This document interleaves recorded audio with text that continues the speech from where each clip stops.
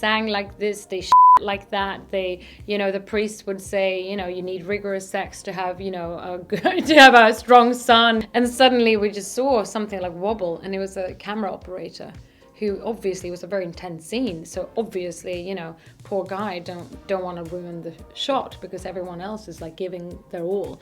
And suddenly he just like faltered and just like went down on the floor. And suddenly I was thinking, so what is the oldest text I've read from a woman?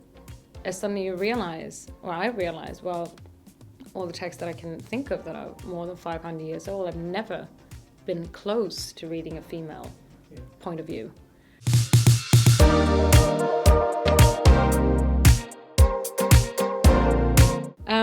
I was sent the script, and then I initially did have my conversation with Karim, Aynush, the director, and was already a very big fan of his work and had seen his films, and I think I was quite intrigued to figure out what this combo would be like, him taking on this quite, very extremely British piece of history with his kind of very big, charismatic, Brazilian, Latin, colorful temperament that he has, both himself and his films and work. And then Jude Law was already attached to play Henry VIII, and I think, he's an extraordinary actor, and I kind of knew that he was going to step up and do something quite new and brilliant with Henry. So there was a lot of aspects, plus the one that I think everyone kind of involved agreed upon, and that was that we all felt that this story and this history about this woman who had almost been forgotten throughout history was so much worth to put emphasis and lift up to the forefront.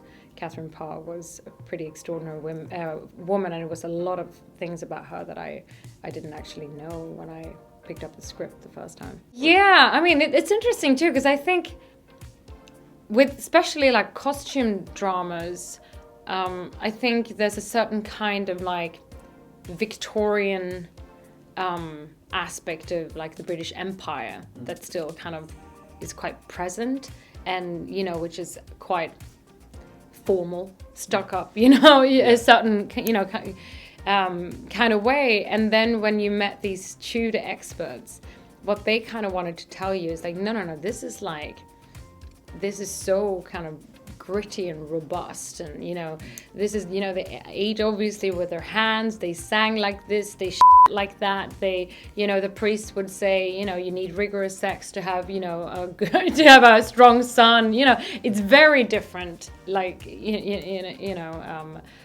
kind of temperament of the royal court back then than what it was maybe then 250 years 300 years later. So that I think gave us, something to work with, I felt. But yeah, they were extraordinary. Some of these people lived like Tudors for 6 months. I mean, pretty extraordinary, yeah.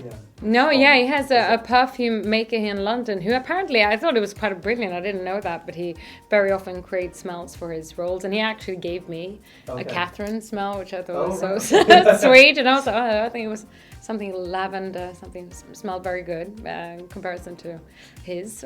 But then he also made one, asked for a favor from this perfumier, to make one that resembled all the kind of, his leg ulcer, the open wound and the pus and the blood and the stench. I mean, it was absolutely horrific. I actually it's interesting to see when a smell actually makes people physically gag and they can't control it. So we had one time in a take when Karim, who just loved that box, just running around, loving to see, he loved seeing everyone just go under. And suddenly we just saw something like wobble, and it was a camera operator who obviously was a very intense scene. So obviously, poor guy don't want to ruin the shot because everyone else is giving their all. And suddenly he just faltered and just went down on the floor. So yeah, I felt like I knew probably the least about her out of all the women, but it seemed like that was the general aspect when I kind of, asked friends and people who are British as well. And I think that era, you almost kind of get, it seems like you've become jaded because it was such tough times, and you were like, oh, and then there was another head that rolled, and then, another person died. And that was kind of, a thing that dawned on all of us, I think, when you make it, because when you suddenly stand there, you obviously tell it from, these people's point of view, and the kind of human just aspect of what it must have been like to be in these rooms, to be a woman at that time, was, pretty tough to kind of experience whilst filming. Yeah, I mean, I think that the things that, we all felt, it had to be kind of shared with a bigger audience is the fact, and when I read the history books, when I met the historians, when I was like educating myself, I mean, everyone seemed to really admire this woman. She was like a fantastic mother figure. She sadly didn't have her own children, but she obviously raised Elizabeth. She was a good Christian. She obviously spent quite a few years being married to this man. And she managed, even though she had quite controversial ideas, not only just keep herself alive around him, but actually even managed to publish these thoughts, and being the first woman throughout British history to be published under her own names. All those things. But then I think what actually was quite a big moment for me in my preparation was I heard all these pretty extraordinary things about her, but obviously I'm portraying a human being. And in the same way that I kind of have heard that Jude tried to humanize this beast, it was not until I read parts of the texts that she's published, and suddenly there's flavors and like nuances there of a woman who kind of talk about the petty people, about how she's, kind of closer to God, how she probably, should have the rights to spend tons of money on like expensive clothes, and what I mean with there was like, I was like, look, wow, she, obviously, this should be there. And like to have that kind of connection through the words with a woman who lived 500 years ago was pretty remarkable. And it kind of hit me whilst reading it, and suddenly I was thinking, so what is the oldest text I've read from a woman? And suddenly you realize, or I realized, well, all the texts that I can think of that are more than 500 years old, I've never been close to reading a female point of view.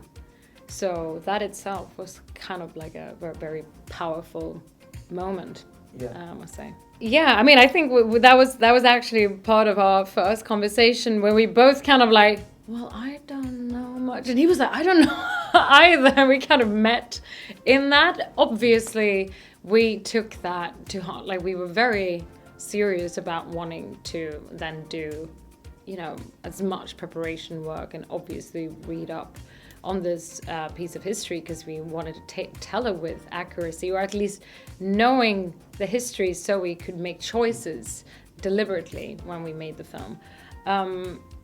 But then I was thinking, if I had told a part of Swedish history that I was, that I did spend a lot of time reading about in school growing up, I probably would have had this kind of weight on my shoulder, kind of have felt this kind of like unspoken responsibility to maybe like treat history a certain way. And I think us not having that kind of gave us a bit of a fresh point of view, and hopefully did take us down like a different path whilst making our film. Totally, and I totally agree. But then it was interesting because actually we just don't know in the parts, the moments in the film where the story takes quite,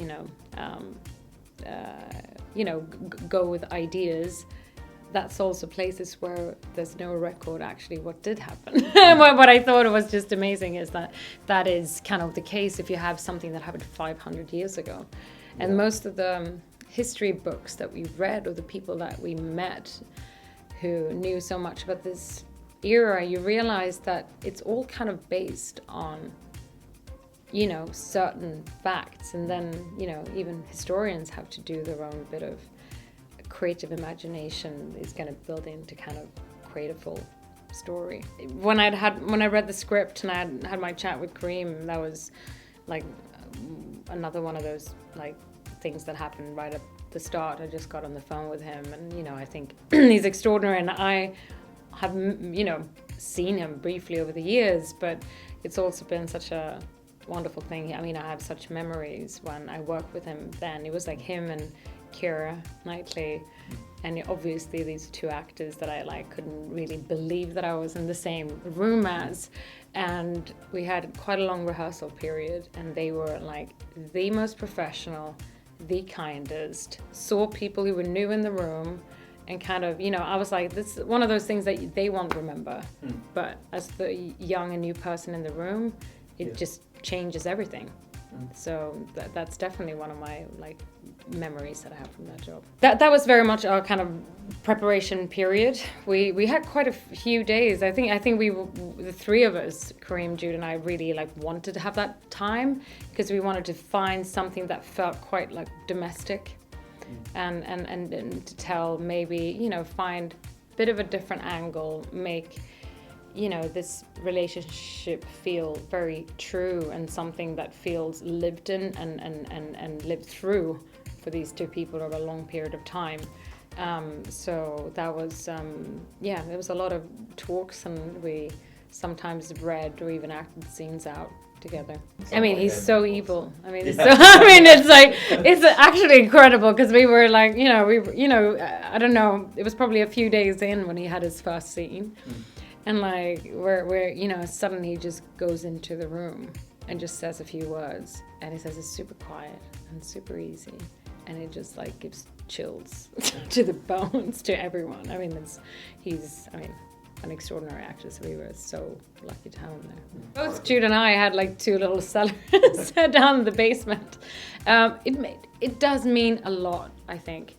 I think, you know, studios can be great for all kinds of reasons, but I think when you have like a 360 place, and especially when you try and fool yourself that you're going back in time, to be in a place which, you know, that Hutton Hall, it's so many films that have shot there because it's one of the few places where film crews are allowed, where they actually can do like 360 sets. And that was very much how Kareem liked to work, with his smell, so with his, like, the food on set, the animals, the children, you know, so to have that like little bit of magic when you step onto set and you can immerse yourself in that, it's pretty incredible. Well, I mean, I had a fantastic time. I mean, I've been to Korea my first ever film festival was Busan Film Festival. And I think, what is that, like 14 years ago already? Then I had like, I would love to come and work here one day. So to be able to do that was great. And then, I mean, I think Jude is an incredible filmmaker. I mean, I had seen his previous work, but obviously when The Wailing came out, it became quite big here in the West too. Yes, I think we, you know, for a long time have been looking for something where we were able to work together.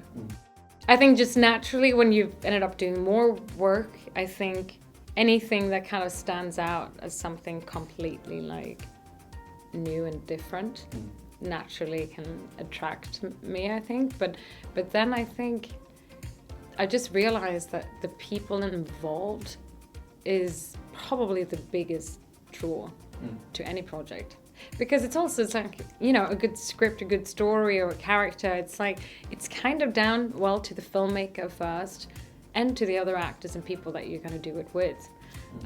So I think that's just maybe that I'm more, maybe I always did, but I'm definitely more aware of that now. I mean, first of all, I just hope that people will, you know, enjoy film. I think, you know, that's just like, it doesn't have to be a historical drama, but then obviously, I mean, I felt like this was a story that kind of had to be brought to the forefront. I thought I could, like I said, I was almost embarrassed that I didn't know much about this woman and what she had accomplished.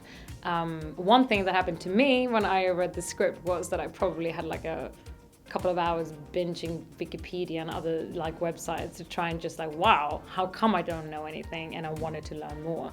And if anyone has the same experience doing that after the film, then that would be fantastic.